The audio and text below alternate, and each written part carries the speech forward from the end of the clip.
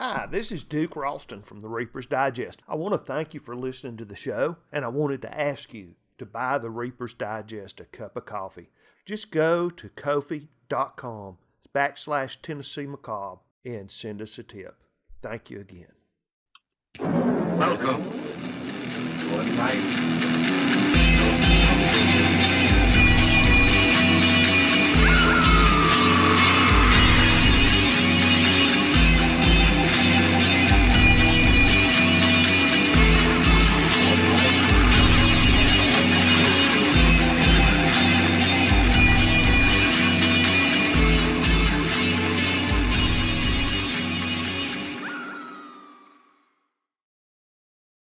Hello and welcome to Reaper's Digest, the horror, literature, film, comic, video game maybe, podcast where we analyze things in a way that they maybe haven't gotten but still deserve. My name is Blake Ray. And my name is Duke Ralston. Duke, go ahead and introduce yourself to the lovely folks. My name is Duke Ralston. I am part of Tennessee Macabre. We host classic horror movies. We're about to launch a radio station called the Psychotronic Frog that's going to be doing independent music, horror music. It's got some really neat stuff coming up. Maybe some radio shows to boot. And I also write short stories, horror, fantasy, science fiction, mostly horror and fantasy. Excellent. I am Blake Ray. I am one half of the Pulp Factory e-zine. I always say co-founder, but it's really just the two of us. Yeah. And then all our lovely writers, such as Duke himself. Thank you.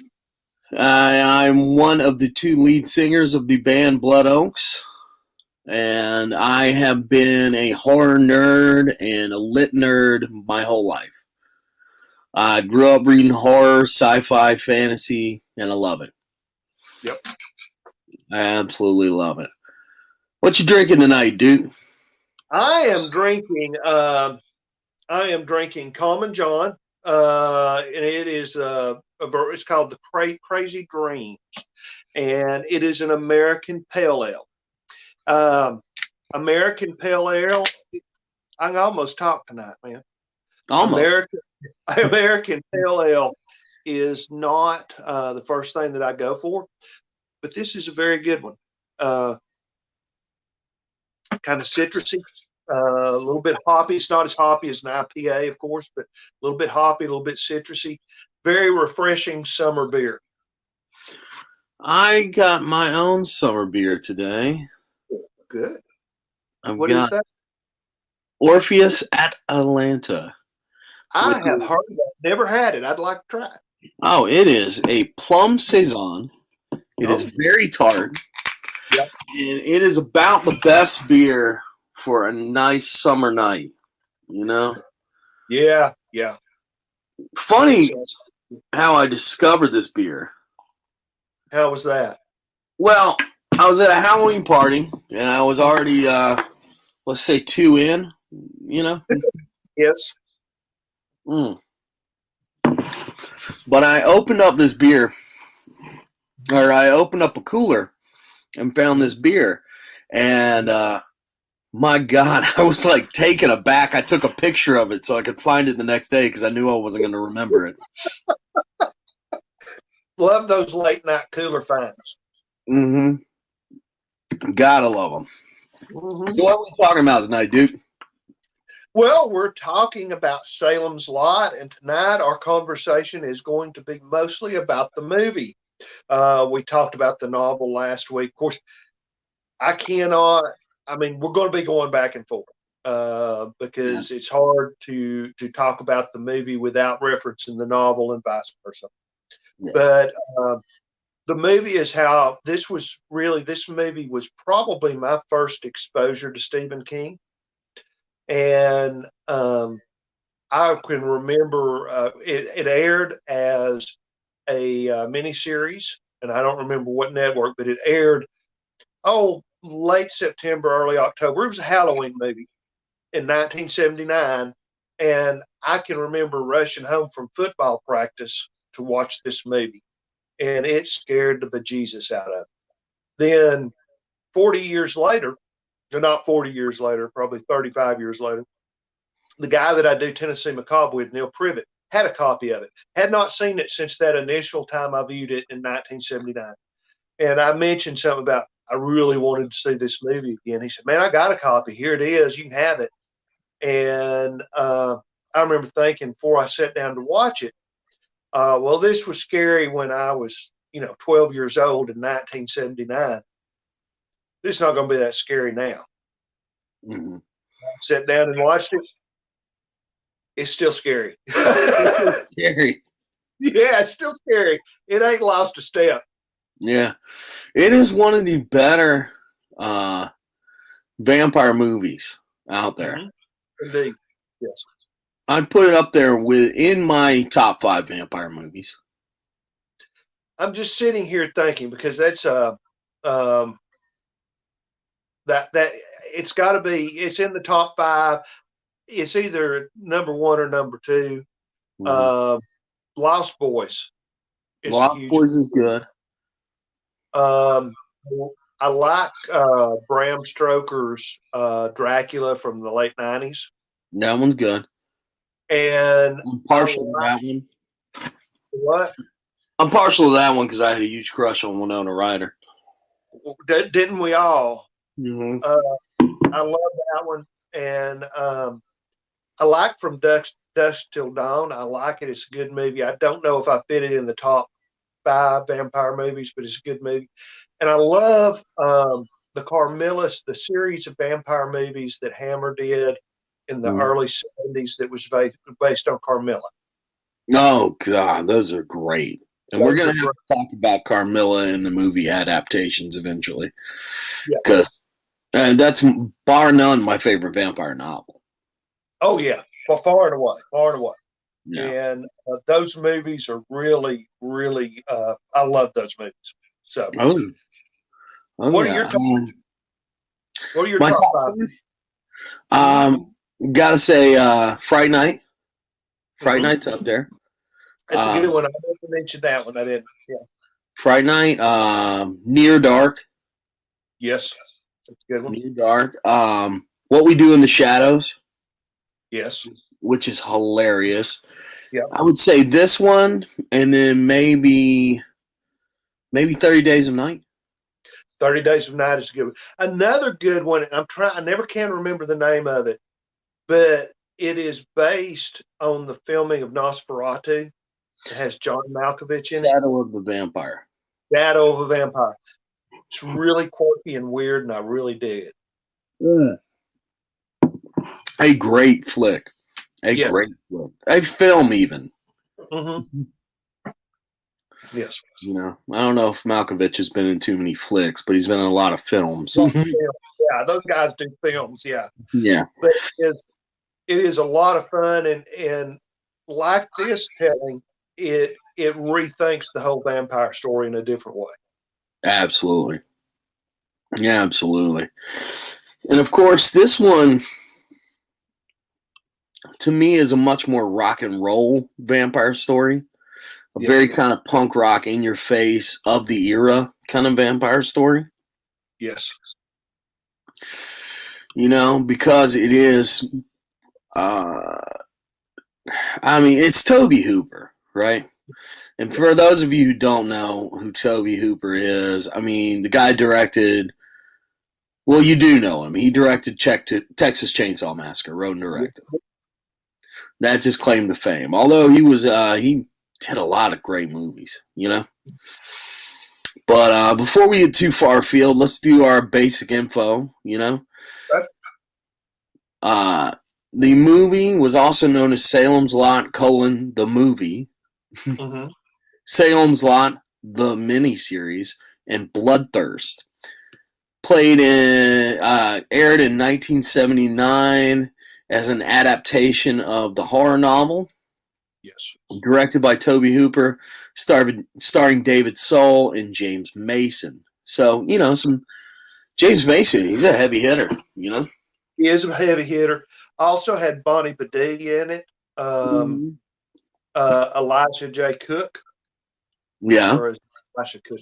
I don't know. I get them confused. But he did a ton of horror movies. He did a lot of cameos in 1,000 horror movies, and the first one I remember him in is House on Haunted Hill. So he was in it, and then Jeffrey Lewis was in it. Yeah. And Jeffrey Lewis did a lot of stuff, probably most famous for doing things with Clint Eastwood. But he did this one, and he did one of my favorite werewolf movies, Man of the Wolf, from 1970. That's a good movie. Yeah, it is. A lot of fun. Yeah. A lot of fun. Yeah. A lot of fun. We'll talk werewolves soon. Yes, we will. That'll be a 6 to 7 hour episode. It has to be recorded Sunday night. Yeah. Just we'll have to do a full moon night. You know, the real question about werewolves I've always had is, can werewolves drink Coors Light? I don't know. It would be worth finding out. Because they are the silver bullets. Mm-hmm. Yes, indeed. So, all right. So basically what happened with the making of this was Warner Brothers acquired the rights to Salem Lot. They were trying to turn the novel into a feature film, but they wanted to remain faithful to the source material. Now, the novel, I said my copy, the paperback was 650 some pages. So it was kind of a hard sell. A lot of people wanted to jump into it. A lot of people wanted to write the screenplay, but they just, King didn't like it. No one was able to do one that really did justice to his work. Right. So eventually, it was turned over to Warner Brothers Television, and the producer, Richard Kobritz, decided that it would make a better television miniseries. So they had a really great television writer take over, do the script, and then the producer saw Texas Chainsaw Massacre. Mm-hmm. Right. And he was like, that guy. I want that guy to direct it. We all understand that, yes. So they had a budget of $4 million, and photography began in July of 1979. Mm-hmm. They were filming in Northern California, in and around Burbank. There's a lot of liberties taken with the source material. Mm-hmm. Of course, we're going to talk about that. The names just confound me. Yeah. They changed like everybody's name. Yeah. But Stephen King really liked it. It was a great critical success. Mm-hmm. And as of May 2020, it holds an 88% on Rotten Tomatoes. Pretty doggone good. That's really good. Especially when you consider not many made-for-TV movies hold up that well. And when people talk about Salem's Lot, they're usually comparing it to all the movies we picked in our top 5 vampire movies were theatrically released movies. None of them were miniseries or made for TV. They just don't have nearly as much budget, you know? Right. You can't show nearly as much gore, you know? No. The violence, the sexual content has to all be cut. Mm-hmm. It was like making movies for the era with the Hays Code. Yeah. You know? Everything had to be implied. And I think what a lot of people praise about this movie is how atmospheric it is. Mm-hmm. It is very atmospheric.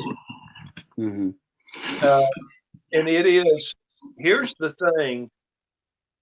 Okay, when I think of atmospheric in a vampire movie, I tend to think Gothic atmosphere. I think Transylvania, Mm-hmm. or Whitby in North England in the Victorian era. Mm-hmm. This is 1979 atmospheric. Mm-hmm. It's like, I mean, I grew up in South Pittsburgh. I watched this film in South Pittsburgh, and except for the setting, which is Maine, but looks incredibly like Southern California, this could be my hometown, Yeah. So it's very it goes back to that in your face thing. Yeah. It's It's very very in your face. Yeah. It's dialed into your hometown. Mm-hmm. This is not some faraway place. No, I've been to Transylvania. you have. I taught there for a little while. I didn't realize that. That's cool. Taught English in Romania for a little while. You want atmosphere. It is all it is. It abounds there. So I bet it does. yeah, I actually went to Dracula's castle. Oh, cool. What did you think? They turned it into a bar, which was pretty neat. It's called the Dragon Inn. Yeah. Oh, that's kind of cool. Yeah. So you can get a pint. Drink a pint to glad. Yeah. So but you've got Toby Hooper here, who is the director. I wanted to talk about him a little bit because he is so influential. Yes. I would say Texas Chainsaw Massacre and Night of the Living Dead Mm-hmm. changed the way horror was thought about. I would add one more flick in there without which those other two don't exist. Spider Baby with Lon Chaney Jr. And it is the first horror movie in that vein. And compared to those two, it's tame. It's very tame. But it's really neat when you sit down and watch it that you're watching a very modern feeling horror movie that's similar to The Hills Have Eyes or Night of the Living Dead or Texas Chainsaw Massacre. And it has one of the icons of 1940 horror, Lon Chaney Jr. Yeah. So I would add that. But yeah. But it's in that same vein of like kind of in your face rock and roll horror, Yes. This book, more than the movie, I think, owes a lot to Night of the Living Dead. I think so too. Yeah. Because the vampires become a horror. They're a little bit more. There are some elements that are different. They move very fast, but they're not particularly strong. And the book makes a little bit of a comment about that. When they kill the little boy's mother in the morgue, it's relatively easy to kill. Yeah. And when the victims first start to become vampires, they kind of get off into this dreamland. Yeah. I dreamed last night, and that's how you know that they're becoming vampires. Yeah. So it has a lot of these people that are becoming vampires. They're not the same type of vampires that Barlow is. No. There's a difference. Yeah. So, but there's yeah, even a line that is, of course, it's omitted from the movie, but it's in the novel where Barlow tells the Ben Mears. He tells Ben Mears that Mark is going to enter his service, and he's going to enter his service castrati. Yikes. So, yeah, so it's a very brutal, but that when you hear that, you understand these people are his slaves. Yeah. And then, castrati has the link to the early Catholic Church. Yes. Yes. So and then take my communion. There's a lot of those overtones that I think were cut out of the movie. Absolutely. And let me ask you, do you think that was a good choice or a bad choice? I think that Stephen King's, of all the things that get, okay, if you want to bring a 20-foot Christmas tree into the house, you're going to have to cut some of it off. This is a 700-page novel. You got to cut some stuff if you're going to make it into a movie, whether it's miniseries or theatrical, unless you're Peter Jackson.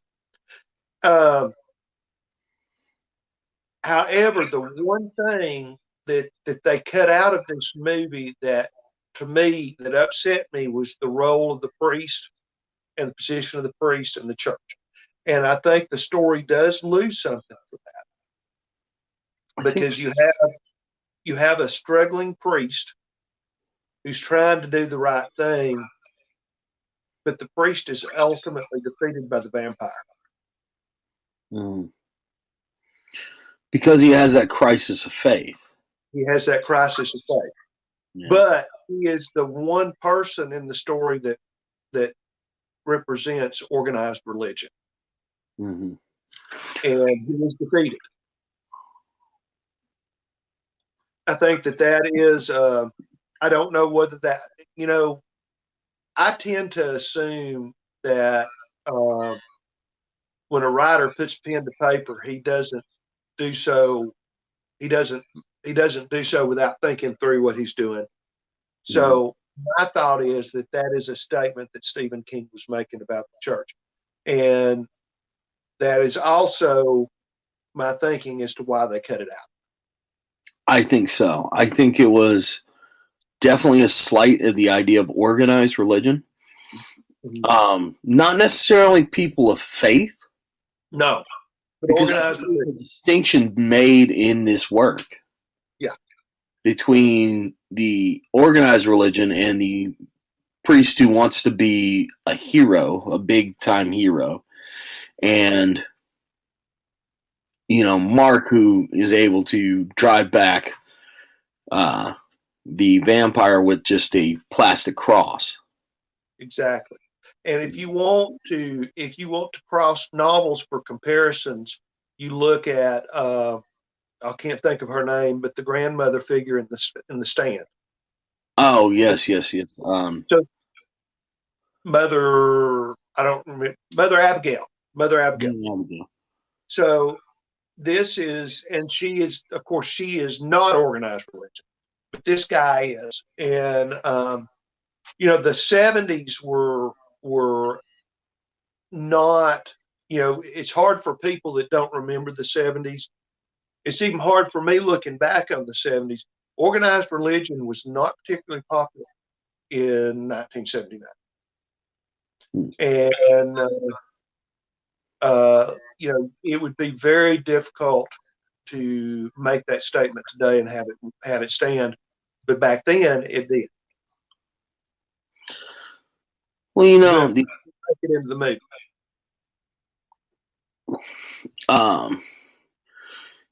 I think you get a bit of a revival of, spoilers. We're going to be talking about Amityville Horror here in a few weeks. But The Exorcist, and properties like that really boosted the popular opinion of the church. Yes. Because all of a sudden the devil wasn't just a concept. Right.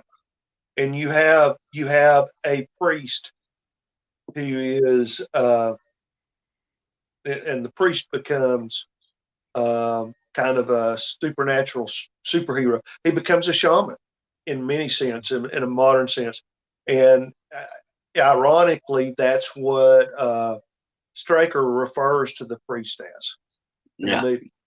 You know, Yeah. and I believe in the book as well. Barlow in the book.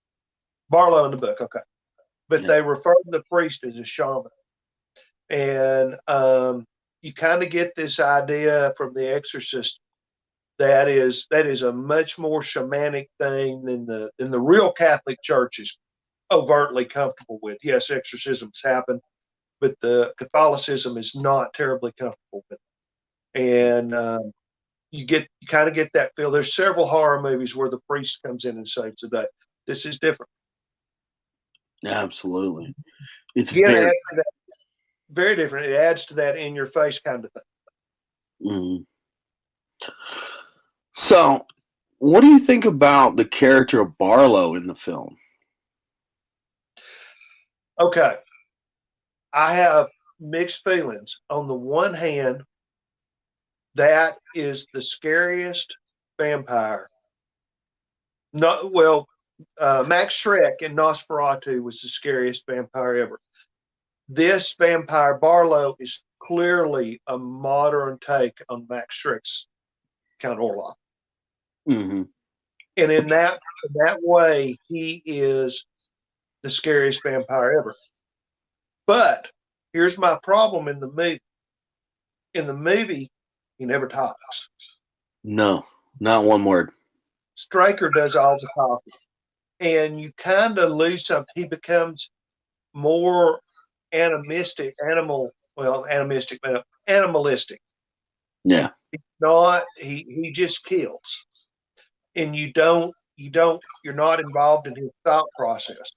I think the vampire, as he's written in Stephen King's novel, is much scarier because he talks. And when you watch the movie, Straker is almost the main nemesis in the movie. Mm-hmm. So it's almost Yeah.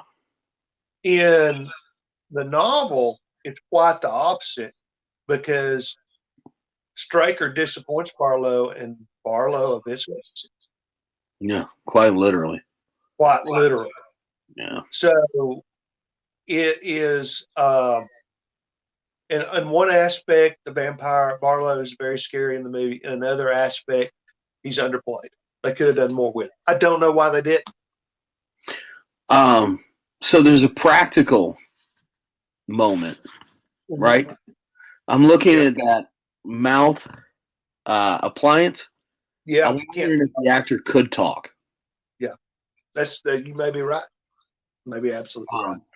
But Toby Hooper's no slouch, so I'm sure he could have come back and said, "No, you make him one where he can talk." You know? Yeah, exactly.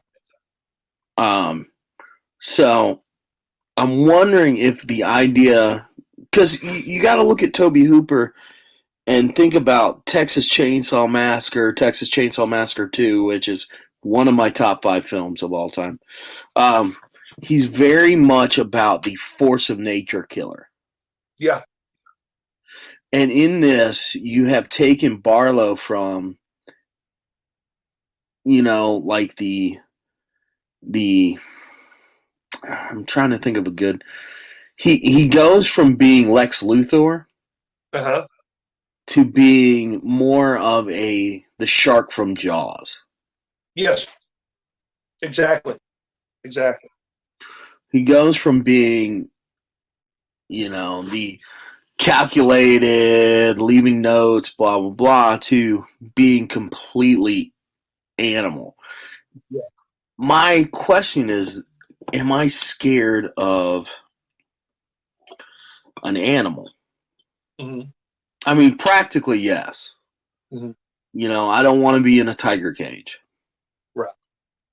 But I'm not scared that the tiger is plotting against me. Exactly. However, I will say this: Barlow and Straker in the movie become much more of a team. Mm-hmm. Straker being the brains and the voice of evil, and Barlow being the actual animal. Yeah. So it's almost a tag team type thing. Or in a weird way, isn't Barlow almost like a weapon? Yeah, exactly. Barlow is almost a weapon, and Straker is, he's running the antique shop, the front. He's the one that's out in town. He's the one that everybody suspects of killing the children, which with good reason. Yeah.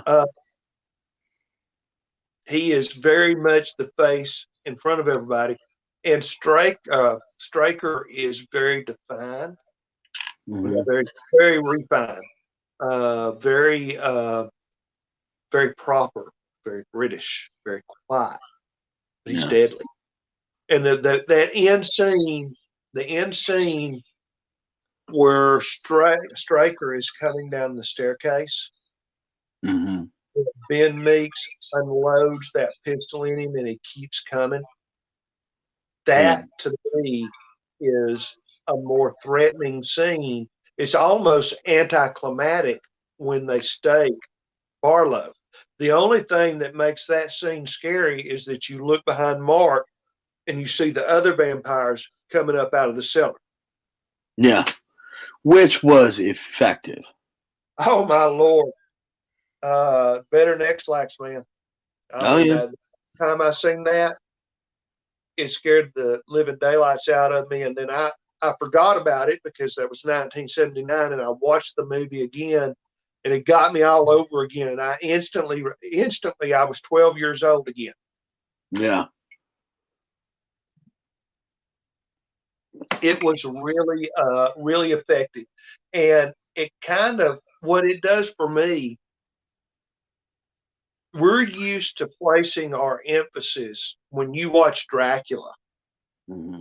The threat is Dracula. When you watch those Carmilla movies that I was talking about earlier, the threat is Carmilla. Mm-hmm. In this movie, you kind of put that emphasis on Barlow and maybe Straker. I think to some degree, maybe even more Straker than Barlow, because you really don't see very much of Barlow. No.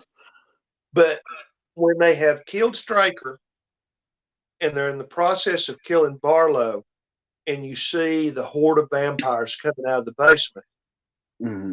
realize that it's a plague. I mean, they're everywhere. Yeah. And stake it's one vampire has accomplished nothing. Yeah.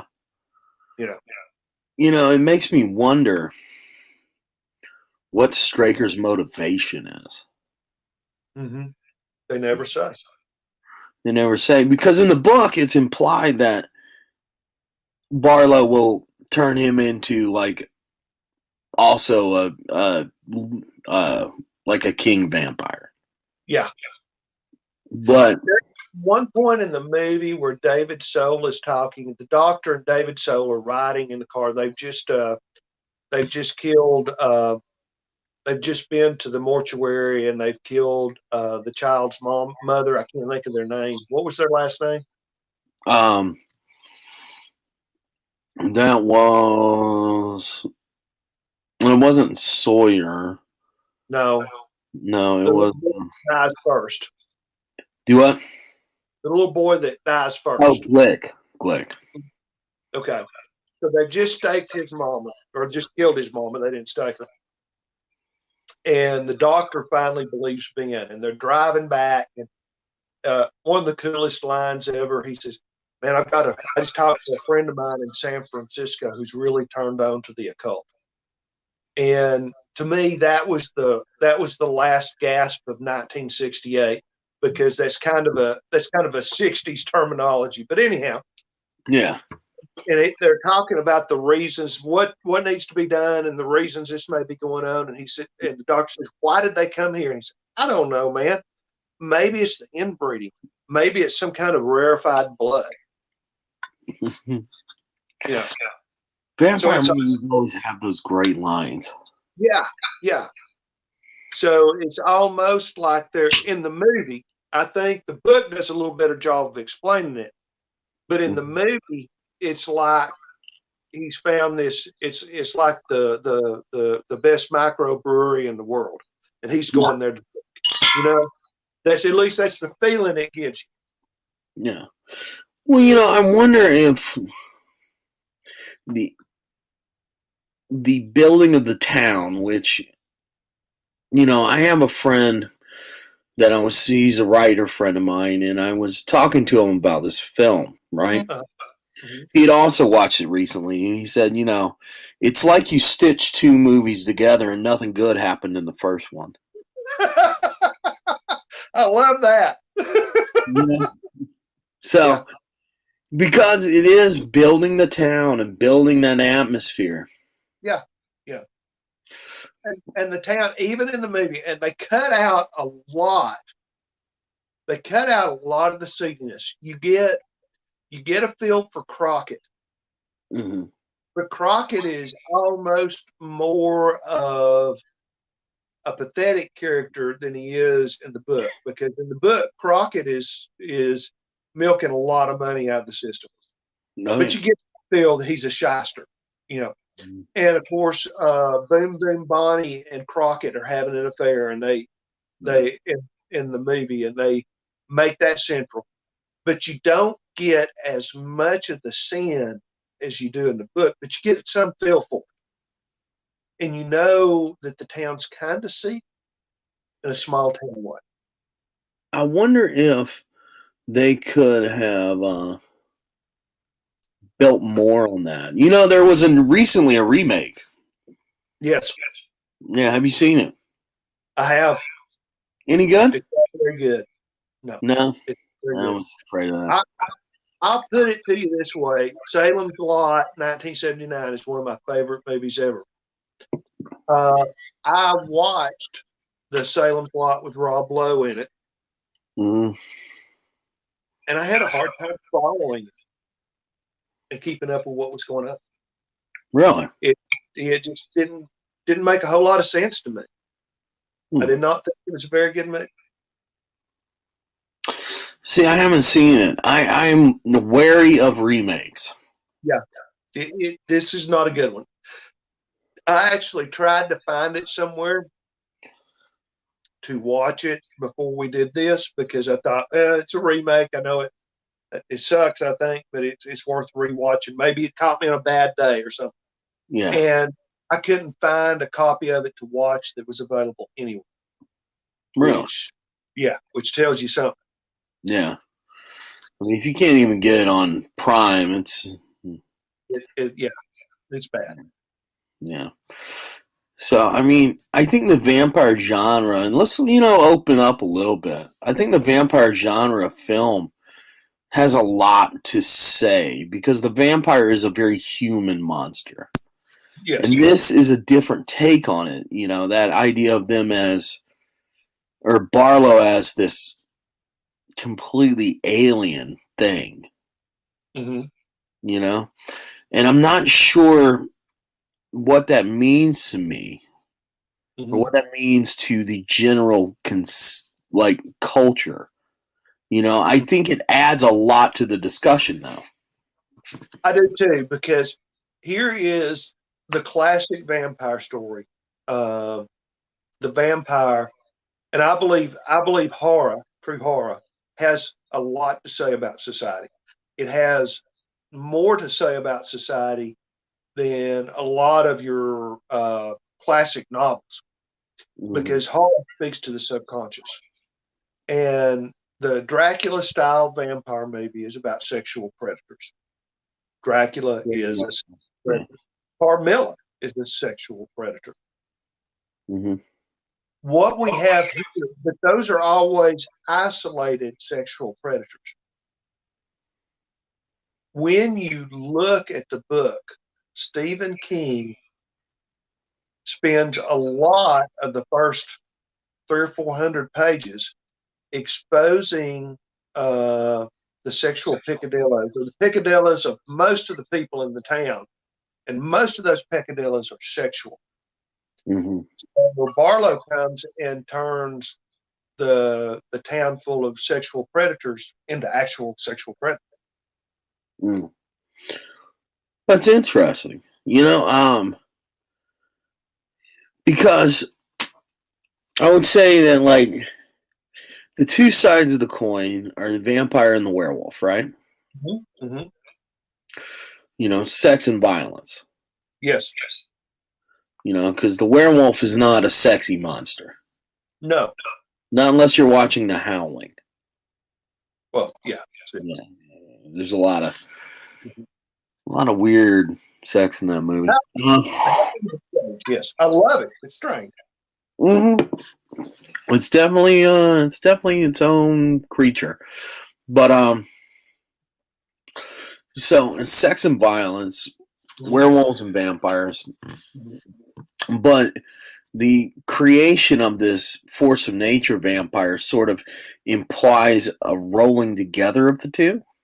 Yes. But we could also see it as Barlow being the ugly side of humanity and Straker being the front that we put forward. Absolutely. It reminds me of Freud's essay on the uncanny Mm-hmm. and the idea of the doppelganger. Yes.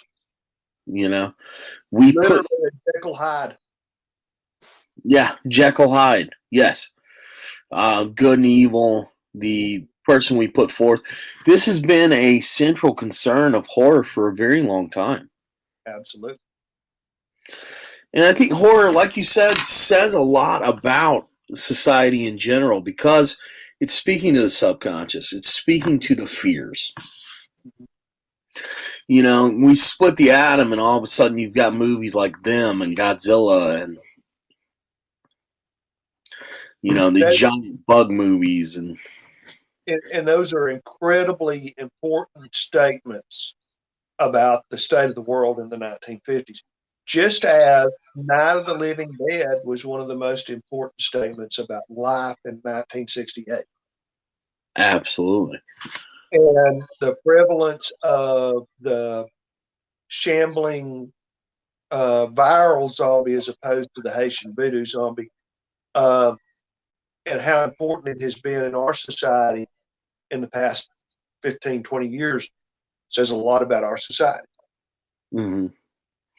Well, you look at the 1980s and the rise of greed and Reaganism and trickle down economics, and all of a sudden you've got a movie that takes place in a mall with the mindless undead coming back. Absolutely. Yeah. So, you've got horror always sort of informing us about the fears of the era. Yes. And the fears of the era are very much fundamental to the zeitgeist. So what does this tell us about the 70s, this movie, and the changes that were made even from the mid 70s to the late 70s? I think it says number one, the movie. Of course, the movie is I would say has been neutered from the book in this sense. It tells us a lot about organized religion. Yeah.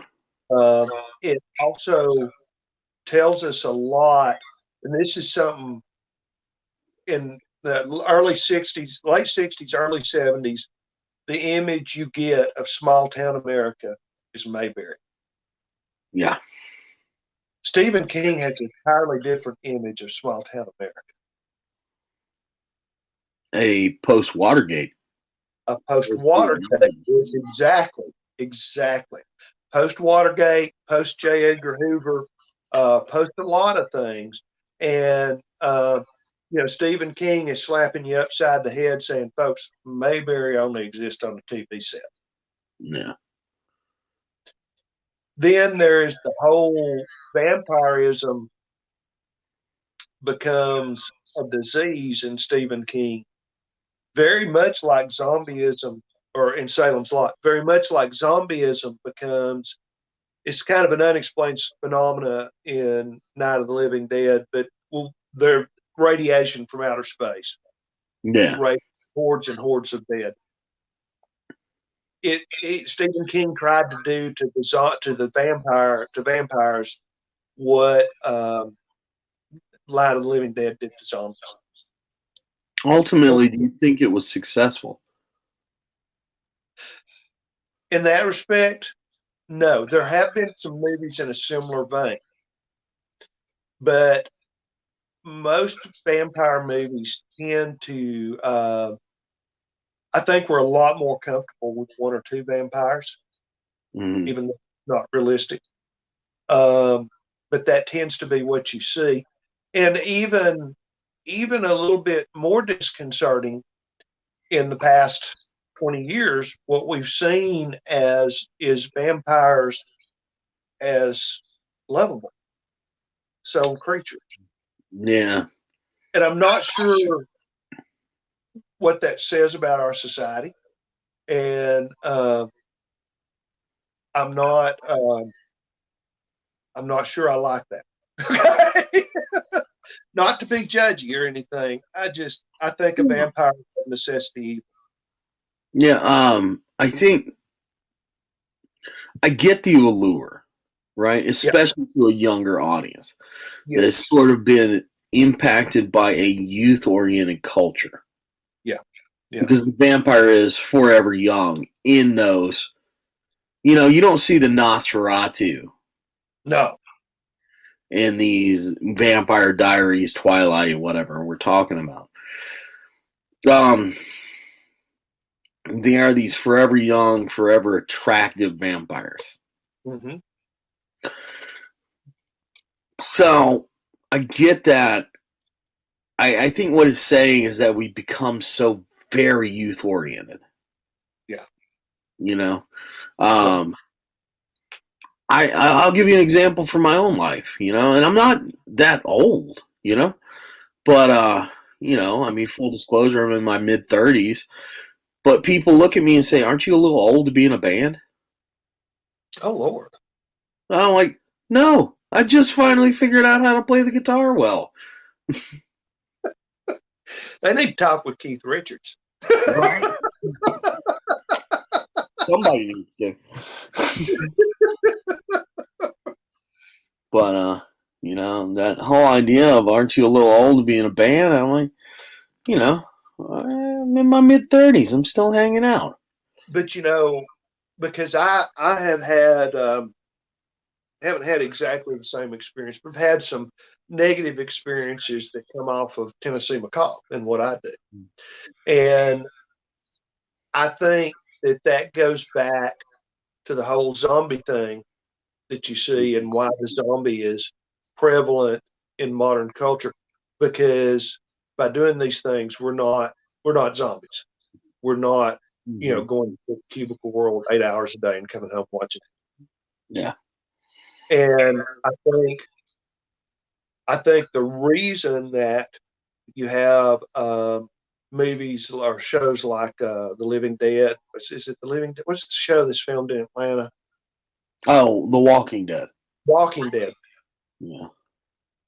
It's yeah. Great. Yeah. But you have this zombie culture that is so popular right now because you have kind of a normative culture, and we're defining normal as everything under the bell curve. And if you're outside the bell curve, you're abnormal. And that creates, those folks under the bell curve feel like zombies. Yeah. And the zombie culture is kind of an expression of that, I think. I think you also have to sort of look at who these properties are aimed at, right? Yeah. Yeah. You know, who's Stephen King's audience? I mean, I'm asking a legitimate question. This is not one of my famous rhetoricals. Yeah. I'm going to say when he wrote Salem's Lot, when he wrote Carrie, he was writing for folks that had gone through college, high school and college in the 60s, maybe late 50s. Yeah. Had been through the Vietnam era, maybe as soldiers, but more than likely as war protesters. Yeah. So he's writing. He's actually writing for the hippie generation. Yeah. So he's writing for the hippies and the lost hippies and kind of the rockers, and who had, by the point that he's writing, by the point that Stephen King is writing and publishing books, most of those folks have stopped being hippies and have gone out and gotten a straight job. Yeah. Ew. Yeah. So, and I think that's an important distinction. So these are old hippies that are trying to get along in life, and that's who he's writing. So, if we're looking at this as writing to them, then what scares them is the idea of assimilation. Yes. And the fear that maybe they've already done it. Yep. Absolutely. So. And you throw in the possibility of Stephen King is fascinated. One of the things you see that he's fascinated with is plagues. Oh, yeah. And vampirism here is a plague. It works more like a plague than it does vampirism in a traditional vampire movie. Yeah. And of course, it has nothing to do with the government. But there's always, in the counterculture, there's always this idea of a plague that's started by the government. And I think that is a fear here that we see more fully expressed in The Stand. Yeah, absolutely. And I mean, not without precedent, Right. They tested Agent Orange in New Mexico. Absolutely. Yeah. So, when you say, people, a lot of people in my generation, a lot of, I guess, squares is what I sort of think of them as. They always say, well, the government wouldn't do that. I'm like, you've never read it. Shortest book in history, things the government would not do. Yeah. So, I don't know. I think in the end, this is a very effective movie. Yes.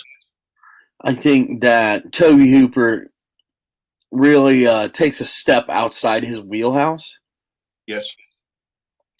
Because, I mean, you look at his other movies, Eaten Alive,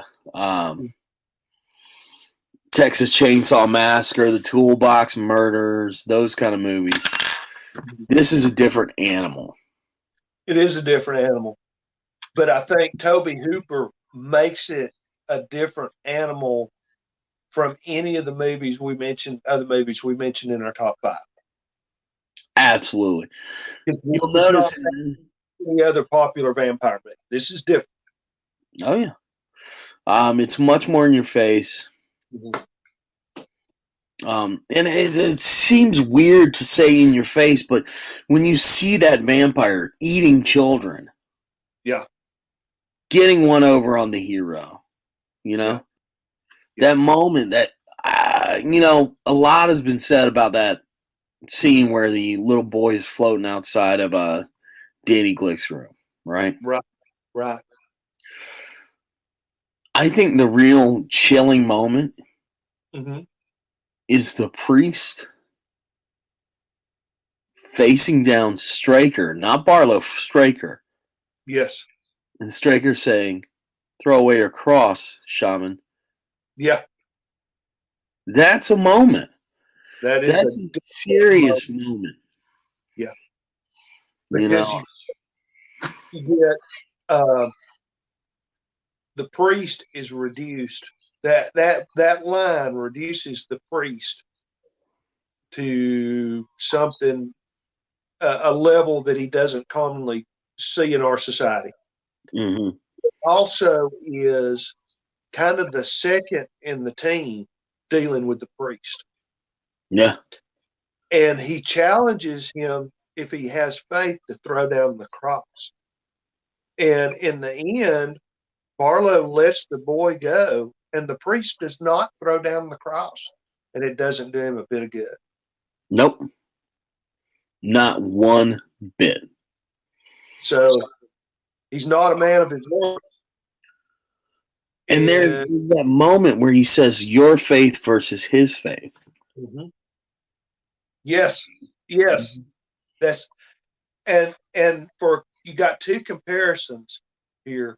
One is when Mark snaps the cross off the plastic model Mm-hmm. and drives the police boy away. But also when Ben Mears is taping together tongue depressors and blessing them himself in the morgue, and he's holding that tongue depressor cross up, shaking. Excuse me. That, excuse me, allergies. Speaking of plagues, the allergies are running them up. Yep. But that is a moment. Those two moments, Ben Mears and Mark, show more faith than the priest. And Ben Mears is more powerful as a shaman because he actually blesses that cross himself. Yeah. And that's a role that's normally reserved for priesthood. I mean, an intermediary between man and God, right? And the writer throws that away.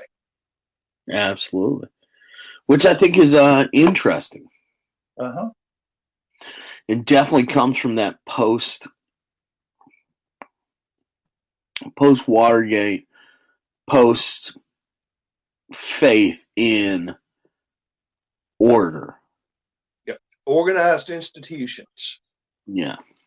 Yeah. He does it himself. Yeah, absolutely. DIY. It's the only way. It's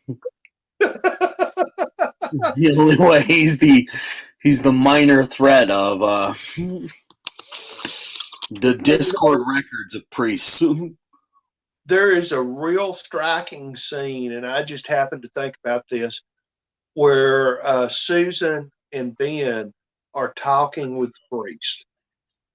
Mm-hmm. And the priest is talking about the church's modern view of the devil. Mm-hmm. It's just a real brief scene.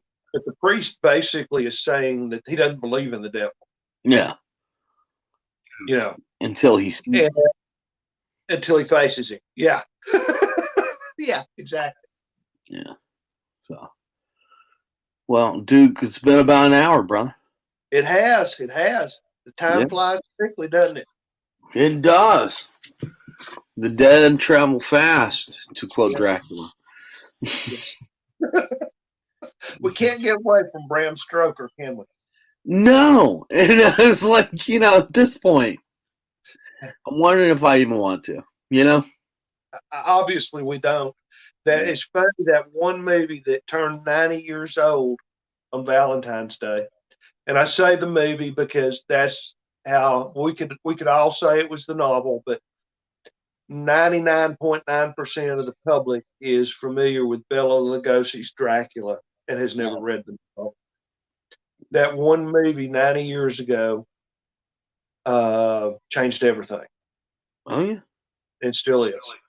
Oh, yeah. Oh, yeah. So what are you promoting this week?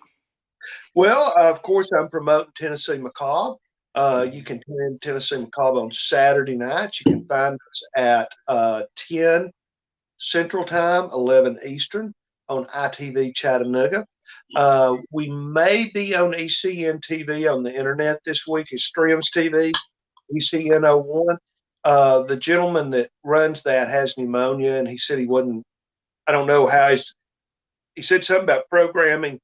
So I don't know whether it's going to run or not. So we're just going to promote ITV Chattanooga, and then 11 o'clock Eastern, 11 o'clock Central, midnight Eastern will be on Other Worlds TV. Awesome. So you can find us in either place or both places. Other Worlds TV, I'm trying to remember I don't remember what we're running right now. It's going to be great. Just tune in and watch us. And then I hope to have the psychotronic frog up and running sometime in the next week.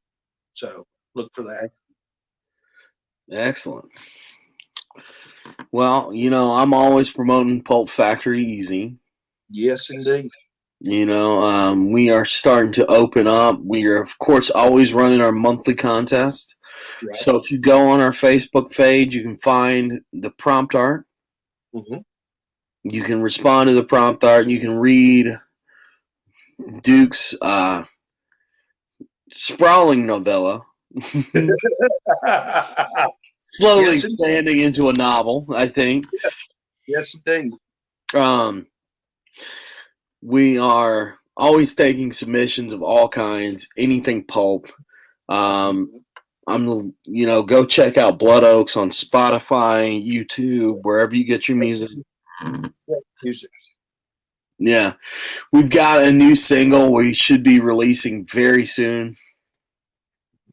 It's all DIY. So the production is what it is. But, I love what we're doing. I do too. We finally decided, you know what, we're just going to do it ourselves. Yeah, that's the way to do it. Yeah. So. I've been looking for music for this radio station. That's the kind of music I've been looking for. Of course, I'm familiar with Blood Oaks. Tennessee Macabre. Blood Oaks has been letting Tennessee Macabre use their music. And people have started sending me music for Tennessee Macabre saying, hey, you want to use this? There's some great, great independent artists out there. Oh, yeah. One of the things that, when my daddy died, he was a year younger than I am. Mm-hmm. And most of his life, he couldn't turn on the radio and listen to the music he grew up with when he was in school. And, he liked 50s rock and roll. That's what he grew up with. But by the time he was in his 40s, there were no stations that really played 50s rock and roll. Mm-hmm. Well, I'm older than he ever lived to be. And I can walk out of this house, get in my car, turn on the same radio station that I listened to in 1983, and the same music's playing on. Mm-hmm. And that's kind of a problem. I like the independent music that I'm finding and some of the stuff that's out there. Mm-hmm. This is not on most radio stations, Yeah. And I want to give it a home. There's great music, great art happening. You're just not seeing it. Yeah, exactly.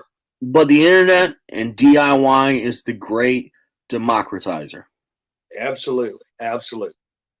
So great stuff happening. Excellent. Well, we'll be back in 2 weeks. Mm-hmm. What are we talking about in 2 weeks, Duke? We're going to be talking about a wonderful little movie called The Haunted Hotel. This was a movie that's based, and I'm trying to think of the name of the hotel. This is about an actual hotel in Ipswich, England. And the hotel is famous because Charles Dickens mentioned it in one of his works. Mm-hmm. And what these folks did is film Sussex, and they did a set of 8 ghost stories based on this hotel. And the first one features Dickens. Okay. And so it goes from the 1800s all the way up to the modern era when the hotel is abandoned and it's being used by a gang of thieves as headquarters. And there is a tableau. There's a short stories there that's from the 60s. There's one from the war years. It's just really neat because this hotel is like a time capsule, and there's all these ghost stories that are set in it. And one of them is very romantic. One of them is funny. Some of them are really scary. So it's going to be a lot of fun. And I think we're actually going to have some folks from Film Sussex sit in with us in the podcast if they can get decent beer over there. I love Americans talking bad about anyone else's beer. Like, if you can get a Coors Light over there, maybe we can talk. Maybe we can talk, baby. All right, this has been Reaper's Digest. We'll be back in 2 weeks. Make sure to like, share, review, and check in. Amen. Also, visit Pulp Factory Design on Facebook and tennessemacabre.com and like our social media. Absolutely.